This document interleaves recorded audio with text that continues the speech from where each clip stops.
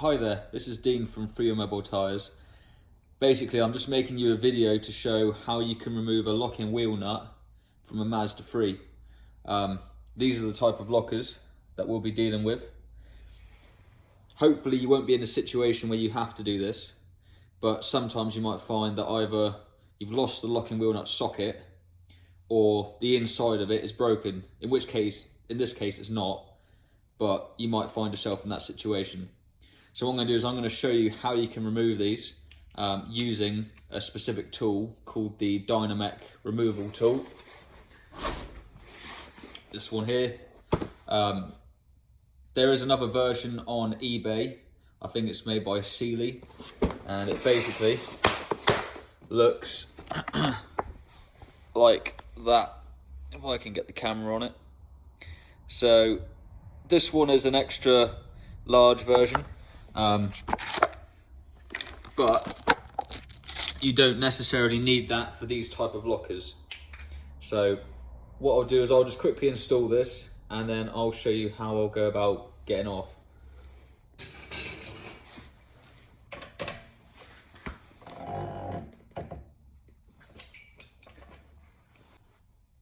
Okay, so I've put the locking wheel nut on. The next step, or I suppose your first step really, when you're getting one of these off, is you're going to take out one of these brass tools. You can see one end is bigger than the other, and essentially you're trying to find the right size that fits onto the locker. So let me get right up close here. There goes better. Right, so you can see if I use the larger end, it's too big. I can't. It covers too much of the locker, and really what I'm going to try and do is beat the brass into that shape. So that's not going to happen with this one. It won't go anywhere because it's just too big for the hole. But this side here, you can see there's plenty of sunlight between the brass end and the shape of that locker, so that will settle in nicely. So now I've found the correct end, the next thing I'm going to do is just get this tool. It's just a holder for the brass end. I'm going to make sure the end that I need is showing, and then I'm just going to hold it in line with the shape of that locker. So I'll give you another angle.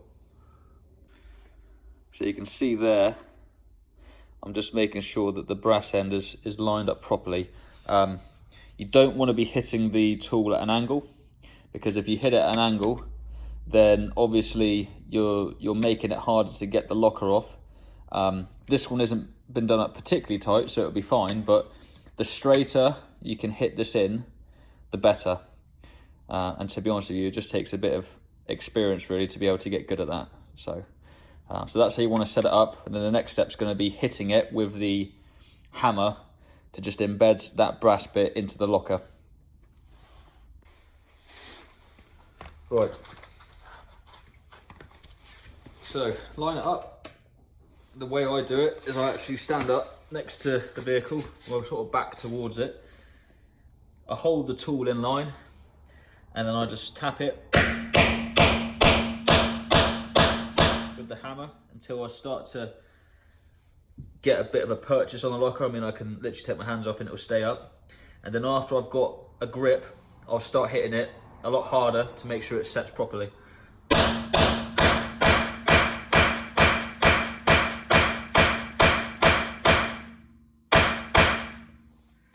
Okay.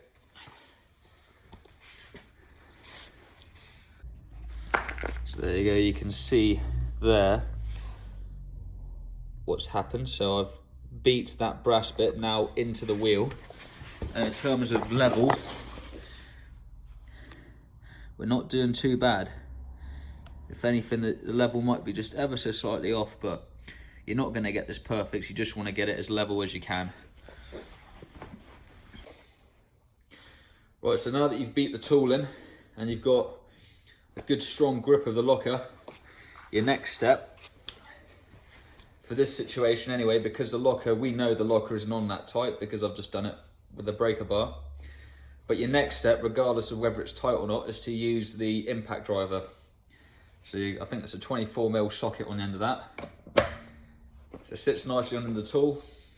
All you do is you grab the impact driver, and I always grab it with a bit of a cock wrist so that I can twist it as I'm hitting it. So again, standing up on my feet, back to the car, get a grip on it, and then just hit it and you're applying some twisting pressure all the time as you're hitting it.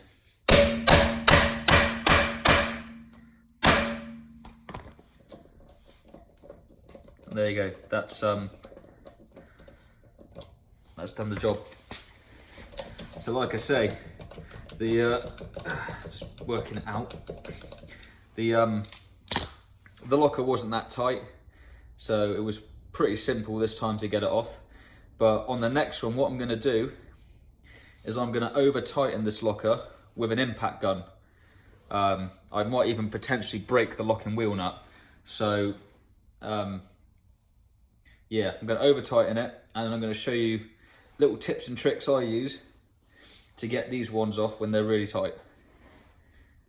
Before I do that, just to give you a quick show of what I've actually done, so you can see now the locker is off, and the shape of this tool is actually the same as the locking wheel nut. So that's why it's come off now. All right, you see there's no wheel damage when you use this tool, providing you use it correctly. Can't always promise that, but in this situation I've managed to get that locker off without any kind of scratches to the I'll just take this off, without any kind of scratches to this part, so where the actual bolt sits. Sometimes it can end up being scratched, but providing you do it correctly, you shouldn't end up with any scratches. Okay, so what I just showed you was kind of the perfect situation to get a locking wheel nut off. So it's not too tight, the locker isn't necessarily damaged. I mean, you can see how simple it was. It only took me about 2 or 3 minutes along with the torquing, to get the thing off. So now we're going to do a real world example. So what I'm going to do is I'm going to tighten up the locker using this tool, and then I'm going to show you how I would get off a locking wheel nut that is over tightened. So here we go.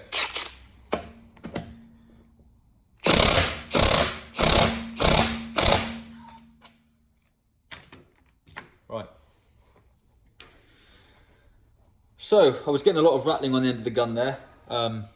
Obviously it was getting to the point where it was getting too tight, and I don't really want to snap this locker if I can, because it's my own vehicle. So, but that should be tight enough to indicate to you how you get this off. So if I try again now with the impact driver, there should be no way I can get it off with just that tool. So let me take this off.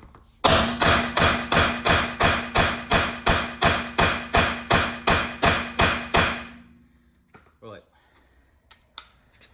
So if I use the impact driver now, this should be way too tight for me to get off just by hand.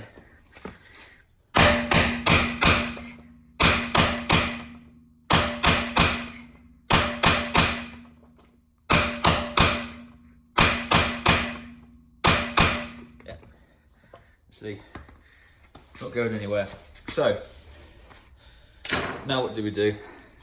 Well, the one option I wouldn't recommend, and I have seen a lot of people do this, and this is typically why people say when it comes to using this tool that they've had no success, is because they'll beat the, hold on, what they'll do is they'll beat the tool into the wheel, and then they might use the impact driver a couple of times, but if it's too tight, what they'll then do is stick an a breaker bar directly onto the Dynomec tool, and then try and twist it. And because they're doing that, if the locker is too tight, the brass bit just snaps. So just to give you a quick visual on what I was talking about, this is what you don't want to do. You don't want to put the breaker bar directly onto the tool like this, and then try and twist, because if you do that, like I say, if the locker is too tight, you will just snap the brass bit and you'll be back to square one again. In fact, you might even be in a worse position because the brass bit could snap off inside the locker, in which case you then have to get it out and then try again. So, so don't do that. Do this instead. Like this, and you just lift the head up in line with the tool.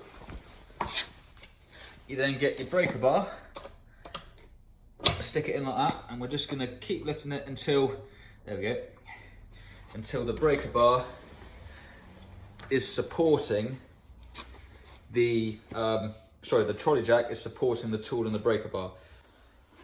So here you are.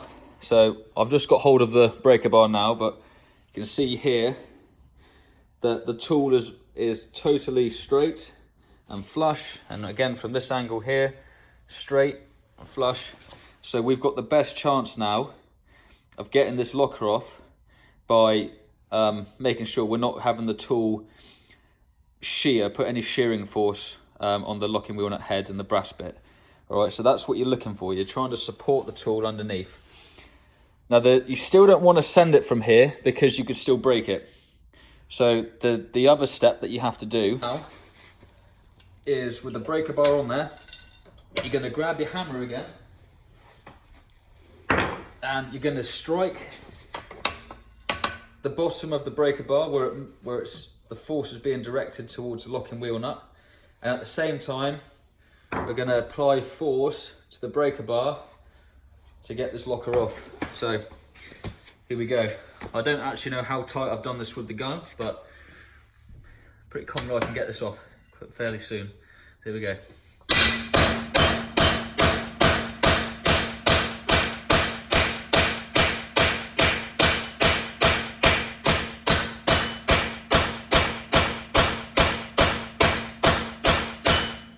What I'm going to do is just lift that jack up a bit more. There we go. Just keep trying.